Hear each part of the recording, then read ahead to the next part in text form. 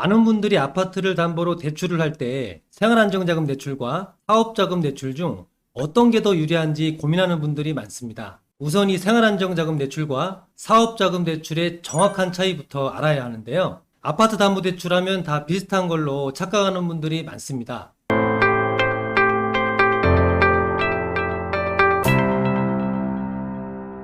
대출 규제가 생기면서 대출 신청자의 대출 용도가 어떤 목적의 대출인지 명확하게 구분하게끔 되어 있거든요. 주택 구입 용도인지, 의료비나 자녀의 교육비 등 생활안정자금 목적으로 신청하는 건지, 세입자의 보증금 반환 용도로 신청하는 건지, 사업장의 확장이나 사업 운영자금으로 신청하는 건지, 또는 고금리 신용대출이나 P2P 대부업권에서 빌린 대출을 상환하는 용도인지 금융기관에서 이 대출 용도 구분을 정확히 확인하고 대출을 해줍니다.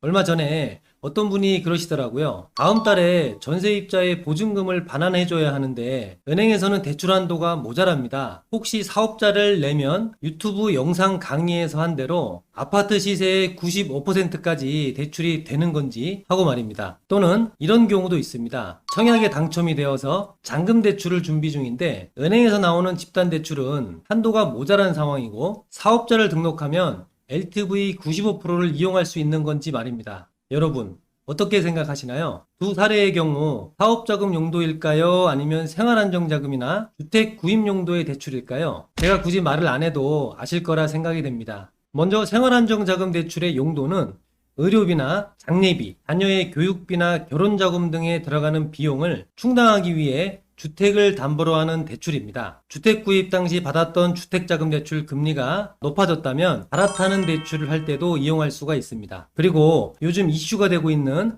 세입자의 보증금 반환 대출을 할 때도 이 대출을 이용할 수 있습니다. 세입자의 보증금은 높은데 대출 한도가 적게 나와서 골머리를 앓는 분들이 꽤 많습니다. 자, 그리고 1주택자나 다주택자가 이용할 수 있는데 규제 지역에서 보증금 반환 목적의 대출은 1주택자만 허용이 되고 있습니다. 2주택자 이상은 나머지 주택을 팔아서 매도했다는 증빙 자료가 있어야 하고요. 주택 가격은 15억 원을 초과하는 주택도 생활안정 대출을 받을 수가 있습니다. 현재 주택을 구입하는 용도로 대출 신청을 할 때만 15억 초과 아파트는 대출이 안 되고 있죠. 하지만 15억 원을 초과하는 주택에 세입자의 보증금을 반환하는 용도의 대출도 가능합니다. 대출 한도는 1억 원으로 제한을 두고 있습니다. LTV는 투기과열지구는 집값이 9억까지 40%, 9억을 초과하는 분에 대해서는 30%로 제한하고 있고요. 조정 대상 지역은 집값의 50%, 비규제 지역은 70%입니다.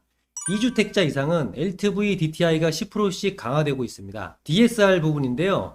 21년 7월 달서부터 차주별 DSR이 단계적으로 시행되고 있죠. 이 생활안정 자금 대출도 총부채 원리금 상환 비율인 DSR에 영향이 있습니다. 차주별 DSR 단계적 시행에 대한 자세한 영상은 상단 카드에서 확인하실 수가 있습니다. 상환 방식은 원금 균등 상환 방식과 원리금 균등 상환 방식, 그리고 거치 후에 원리금 상환 방식, 이렇게 세 가지를 선택할 수가 있고요. 대출 기간은 최대 35년까지 가능합니다. 자, 그리고 이 대출을 받게 되면 분양권이나 입주권 등 주택을 구입하게 될 경우에 생활안정 대출 받은 걸 상환해야 하는 추가 약정서를 작성합니다.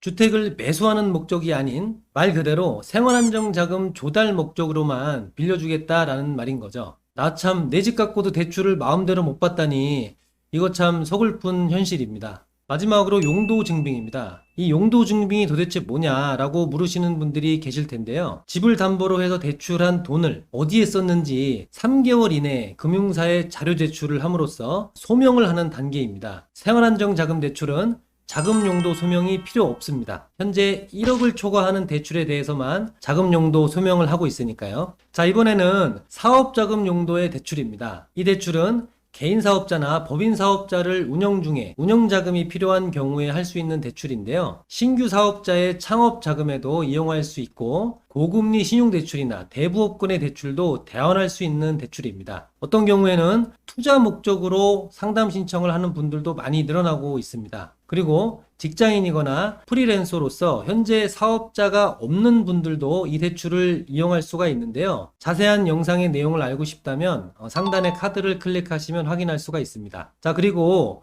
이 대출은 주택수에 상관없는 대출이기 때문에 주택을 여러 채 갖고 있는 분들도 신청할 수가 있습니다. 주택 가격에도 제한이 없고요. 현재 투기 과열지구나 조정 대상 지역에 적용되고 있는 생활안정대출 LTV 40%나 50%에 규제받지 않고 금융사 자율로 LTV를 정하고 있어서 대출 한도가 많이 필요한 분들이 이 대출을 선호하는 편입니다. 21년 7월부터 단계적으로 시행하고 있는 차주별 DSR에도 크게 영향이 없습니다. 왜냐하면 현재 정부에서 규제하고 있는 대출은 기업 대출이 아닌 가계 대출까지만 규제하고 있기 때문에 아직까지는 DSR 규제에서 생활안정자금 대출보다는 조금 더 자유롭다고 볼 수가 있습니다. 이 대출은 대출의 용도가 명확한 만큼 이 대출을 받아서 분양권이나 입주권 등 주택을 매수하게 됐을 때도 어떤 제한이 없습니다. 무슨 얘기냐면 사업자가 이 대출을 받는 용도가 운영자금이나 사업자금으로 쓰는 것이기 때문에 주택 매수에 들어가는 대출을 제한하는 어떤 장치가 없는 거죠. 사업자금 대출이니까요. 대신에 이 대출은 1억 원을 초과하는 대출이 많기 때문에 자금 용도 소명, 즉 용도 소명을 해줘야 합니다. 3개월 이내에 대출을 어디에 썼는지 영수증이나 견적서 등 금융사에 제출을 해야 하는데요. 이건 각 금융사마다 조금씩 다를 겁니다. 운영하는 상품의 기준들이 조금씩 다르기 때문이죠. 치킨집을 운영하는 사장님이 치킨을 만들려면 닭을 사와야 하지 않습니까? 그 닭을 사오는데 얼마가 들어갔으며 얼마씩 공급받을 예정이다 라든지, 공장을 운영하는 사장님이 공장을 가동하려면 기계가 필요한데 기계를 구입하느라 돈이 들어갔다든지, 카페를 운영하는 사장님이 손님이 많아져서 주차장을 하나 더 만들어야 하는데 주차장 만드는데 돈이 들어갔다든지, 이런 식으로 사업 운영자금 대출에 대출금이 들어갔다는 자금 용도 소명을 해줘야 합니다. 자, 앞에서 보신 바와 같이 생활안정자금 대출은 1년에 1억 원의 범위 내에서만 자금 용도의 소명 없이 생활비나 보증금 반환 용도 또는 주택구입자금 대출을 대환하는 용도로 사용할 수가 있습니다. 따라서 대출이 1억 원 이하로 필요한 분들에게 적합한 대출입니다. 단 생활안정자금 대출을 받게 되면 추가 약정서를 작성하기 때문에 향후에 분양권이나 입주권 등 주택을 구입하게 되면 제약을 받게 됩니다. 반면에 사업자금 대출은 1억 원을 초과하는 대출금에 적합한 대출이라고 볼 수 있으며 분양권이나 입주권 등 추가 약정서를 작성하지 않기 때문에 차후에 자금 활용에 더 자유로울 수가 있습니다. 후순위 담보대출 형식으로 나가는 대출이 많기 때문에 대출 기간이 짧은 단점이 있으며 대출금리가 높다는 단점도 있습니다. 결론적으로 생활안정과 사업자금 중 어떤 것이 유리하느냐는 워낙 개인마다 상황이 다르기 때문에 정답이 정해져 있는 것은 아닙니다. 대출의 성격이 완전히 다르고 대출 한도나 대출 금리가 다르기 때문입니다. 물론 사업을 실제로 운영하시는 분들은 사업자금 대출을 하는 게 유리할 수 있지만 이 또한 한 부분일 겁니다. 결국 최종적으로 어떤 대출이 유리할지는 대출 조건을 꼼꼼히 비교하셔서 선택하는 것이 좋습니다. 아무쪼록 좋은 결과 있길 바라고요. 지금까지 시청해 주셔서 감사합니다.